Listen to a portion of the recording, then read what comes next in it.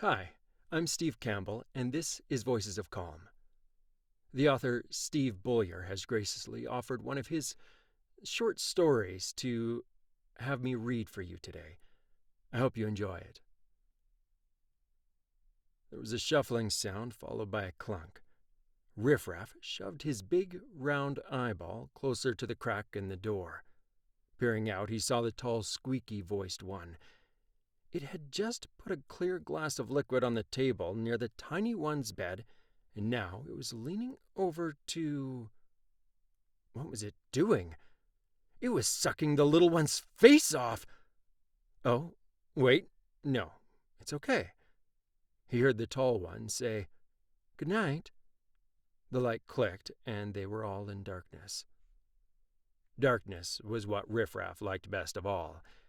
He liked some things, though he hated a great deal more. In addition to darkness, he enjoyed fire as well as garbage, sewage, and the smell of dead things. But most of all, he liked darkness.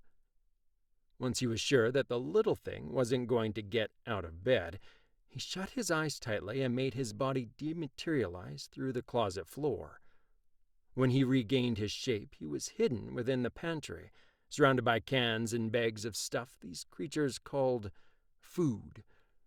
Riffraff had tried once to eat one of the tin cans, and nearly sliced his mouth open. He never did it again.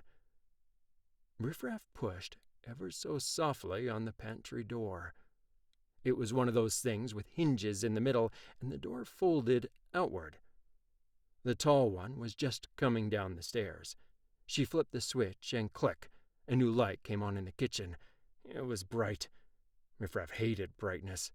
He winced and recoiled.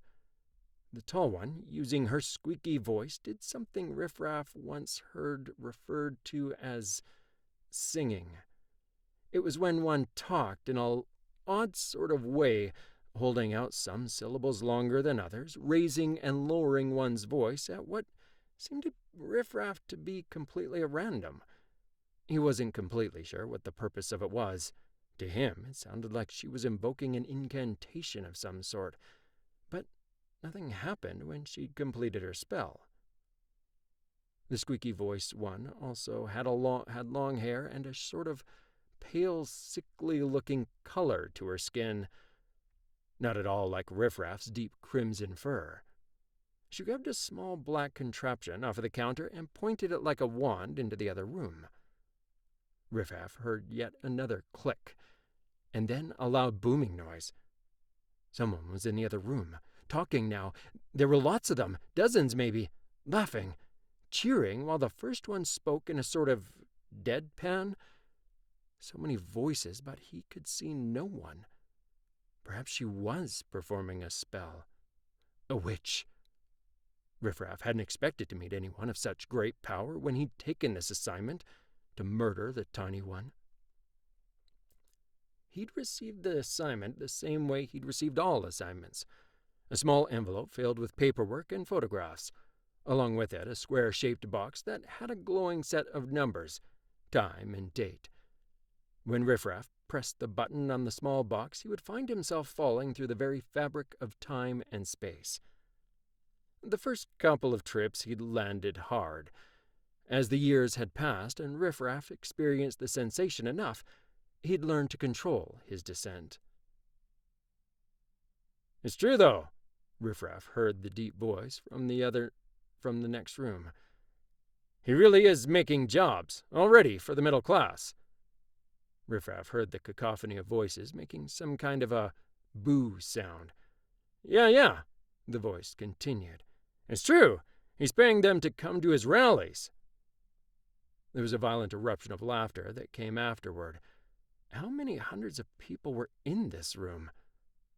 Riffraff began to worry that this task would be harder to pull off than previously expected. Riffraff turned his attention back to the tall one in the kitchen. The choir of voices from the other room roared with sounds of shock and horror. They continued to speak, but Riffraff didn't have time for them. He had a job to do, and he was convinced that the others were too preoccupied with their engagement to worry about what he and the tall creature in the kitchen were doing. It already pulled out a white liquid from the fridge, as well as what appeared to be a container filled with unborn baby animals in a sort of protective shell.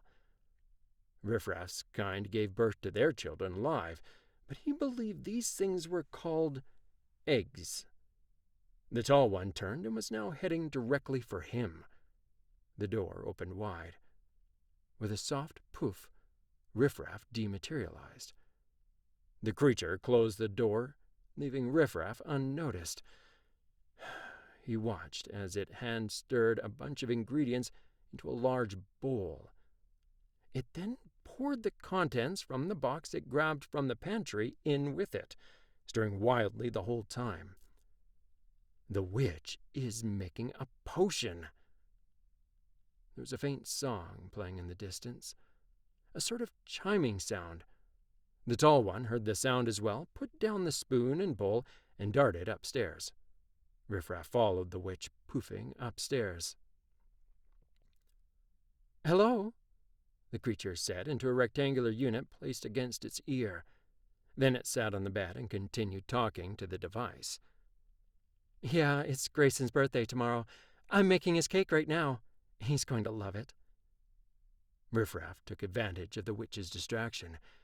He dematerialized back into the kitchen, looked around cautiously to be sure that none of the others had found their way into the room. When he was sure that the coast was clear, he snuck out of the closet, popped open a small vial that he kept hidden in his cloak.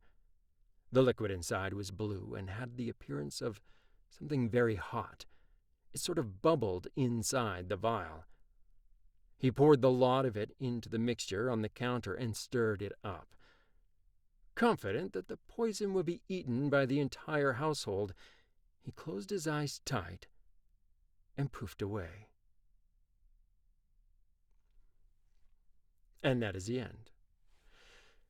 Sort of a silly, fun look at our human society from someone very unusual and unlike ourselves.